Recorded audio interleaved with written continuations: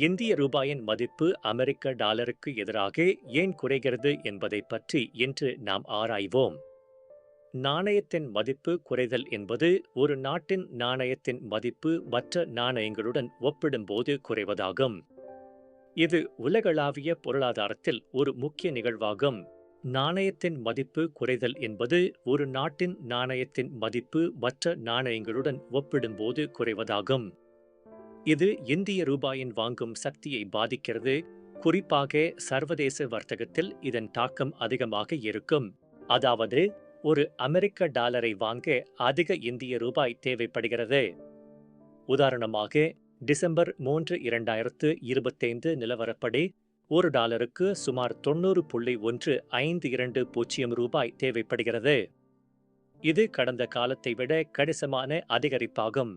வரலாற்று ரீதியாக 1947 இந்திய ரூபாயும் அமெரிக்க டாலரும் சமமாக இருந்தன. ஆனால் பல காரணங்களால் அதன் மதிப்பு குறைந்துள்ளது. சுதந்திரத்திற்கு பிந்தைய பொருளாதார மாற்றங்கள் மற்றும் உலகளாவிய நிகழ்வுகள் இதற்கு முக்கிய காரணங்களாகும். இந்த மதிப்பு குறைவதற்கு பல முக்கிய காரணங்கள் உள்ளன. அவற்றில் ஒன்று அதிக பணவீக்கம். பணவீக்கம் என்பது பொருட்களின் மற்றும் சேவைகளின் விலைகள் தொடர்ந்து உயரும் ஒரு நிலையாகும்.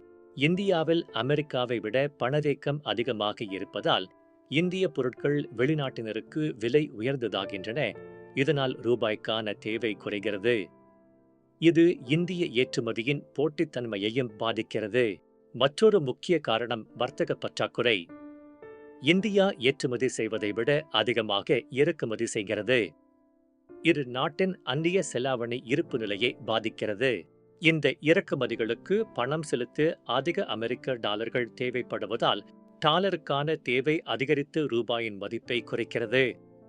இது வர்த்தக சமநிலையின்மையை மேலும் அதிகரிக்கிறது. அந்நிய முதலீட்டாளர்கள் இந்திய சந்தையில் இருந்து தங்கள் பணத்தை எடுக்கும்போது ரூபாய்க்கான தேவை குறைகிறது. இதுவும் மதிப்பு குறைவதற்கு வழிவகுக்கிறது. உலகளாவிய நிச்சயமற்ற காலங்களில் இது அடிக்கடி நிகழ்கிறது. உலகளாவிய காரணிகளும் ரூபாயின் மதிப்பில் தாக்கத்தை ஏற்படுத்துகின்றன. கச்சா எண்ணெய் விலைகள் உயருவதும் உலகளவில் அமெரிக்க டாலர் வலுப்பெறுவதும் இதில் அடங்கும். ரஷ்யா-உக்ரைன் மோதல் போன்ற புவிசார் அரசியல் நிகழ்வுகளும் இதில் பங்கு வகிக்கின்றன. ரூபாயின் மதிப்பு குறைவதால் பல விளைவுகள் ஏற்படுகின்றன. இறக்குமதி செய்யப்படும் பொருட்கள் விலை உயர்ந்ததாகின்றன. இது நுகர்வோரின் வாங்கும் சக்தியை குறைக்கிறது. ஆனால் இந்திய ஏற்றுமதிகள் வெளிநாட்டினருக்கு மலிவாகவும் போட்டித்தன்மையுடனும் மாறுகின்றன. இது ஏற்றுமதியை ஊக்குவிக்கும். இது இந்திய நிறுவனங்களுக்கு சர்வதேச சந்தையில் ஒரு நன்மையை அளிக்கிறது. சாதாரண மக்களை பொறுத்தவரை இறக்குமதி செய்யப்பட்ட பொருட்களின் விலை உயர்வால் பணவீக்கம் அதிகரிக்கலாம். இது அன்றாட வாழ்க்கையின் செலவுகளை அதிகரிக்கிறது, குறிப்பாக அத்தியாவசிய பொருட்களின் விலைகளில்.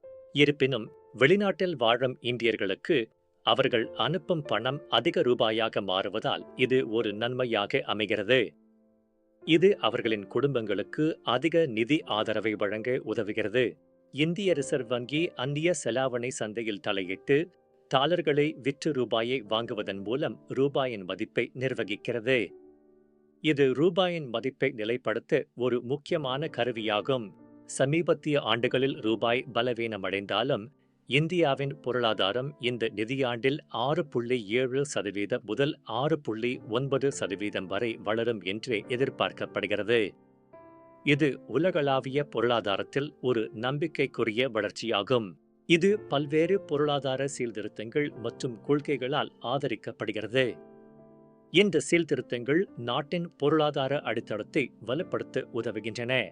முதலீட்டாளர்கள் அமெரிக்க பங்குகள் அல்லது ETF-களில் முதலீடு செய்வது, ஹெட்ஜிங் செய்வது அல்லது ஏற்றுமதி சார்ந்த இந்திய நிறுவனங்களில் முதலீடு செய்வது போன்ற உத்திகளை கருத்தில் கொள்ளலாம். தங்கத்தில் முதலீடு செய்வதும் ஒரு பாதுகாப்பான வழிமுறையாகும். இந்திய ரூபாயின் மதிப்பு குறைவதற்கான காரணங்கள் மற்றும் அதன் தாக்கங்கள் பற்றிய இந்த தகவல்கள் உங்களுக்கு பயனுள்ளதாக இருந்திருக்கும் என்று நம்புகிறோம். இந்த சிக்கலான பொருளாதார நிகழ்வுகளை புரிந்து கொள்வது அனைவருக்கும் முக்கியம்.